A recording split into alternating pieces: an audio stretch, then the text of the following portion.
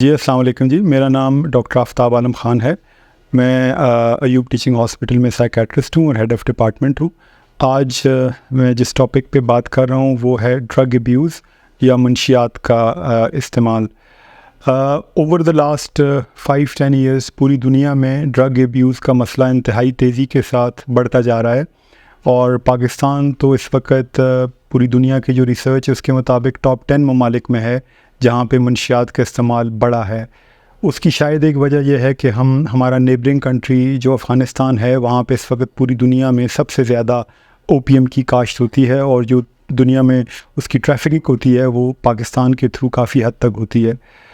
تو منشیات مختلف طرح کی ہیں، جن میں سے آپ کو بہت سارے ناموں کا پتہ ہے، جیسے کہ چرس، افیم، ہیروئن، الکحل، کوکین۔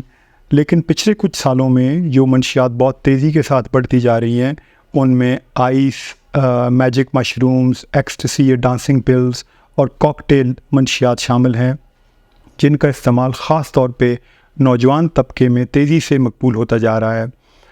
ایک United nation office on drugs and crimes کی ایک رپورٹ تھی جس کے مطابق ہزارہ ڈویژن کی 7 سے 10% آبادی کسی نہ کسی طرح کی منشیات کا استعمال کرتی ہے، اور زیادہ تر لوگ جو منشیات استعمال کرتے ہیں ان کی عمریں تقریباً 12-13 سال سے لے کر 50 سال کے درمیان میں ہیں۔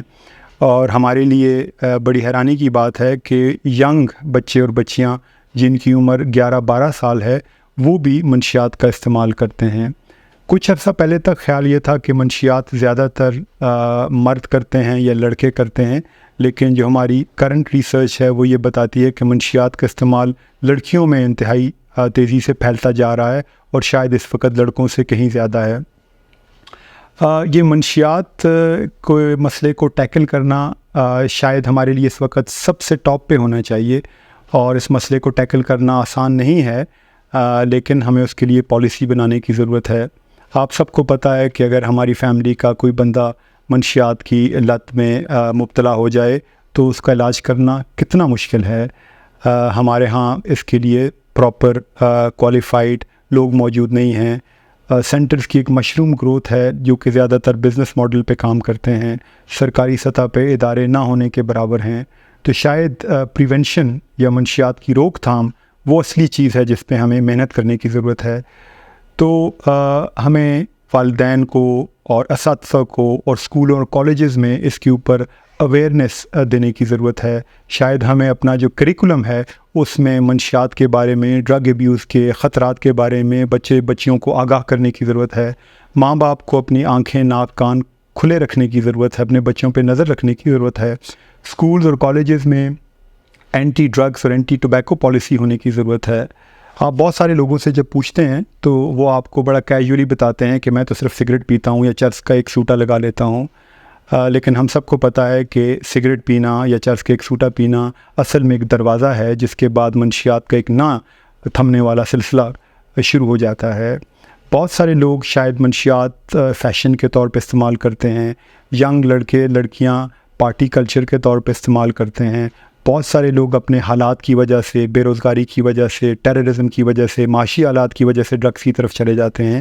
لیکن آپ میں سے بہت سارے لوگ یہ سن کر حیران ہوں گے کہ ڈرگ ایبیوز کے پیچھے ایک موروثی وجوہات بھی ہیں، یعنی اگر آپ کی فیملی میں کوئی ڈرگز استعمال کرتا ہے تو آپ کا ڈرگ استعمال کرنے کا خطرہ بڑھ جاتا ہے۔ والدین کے لیے میں یہ کہوں گا کہ اگر آپ کو اپنے بچوں کے عادات، اطوار، بول چال کے طریقے میں کوئی چینج نظر آئے، عام روٹین سے ہٹ کے نظر آئے، اگر آپ کو لگے کہ آپ کا بچہ گھر سے زیادہ تر ٹائم باہر گزارنے لگ گیا ہے، یا زیادہ تر ٹائم اکیلے گزارنے لگا ہے، یا اس کے اٹھنے بیٹھنے، سونے جاگنے، بات چیت، دوستوں کے ساتھ ٹائم گزارنے کی روٹین میں پہلے سے فرق آیا ہے، تو آپ کو الرٹ ہو جانا چاہیے۔ جو بچے یا بچیاں ڈرگز استعمال کرتے ہیں ان میں بعض اوقات ان کے موڈ میں، ان کے بیہیویئر میں کچھ چینجز واقع ہو سکتی ہیں، یعنی چڑچڑاپن، عام روٹین سے غصہ زیادہ کرنا، ان کو نیند یا تو بہت کم آنا یا بہت زیادہ آنا، طبیعت یا تو بہت اداس رہنا یا بہت زیادہ خوش رہنا۔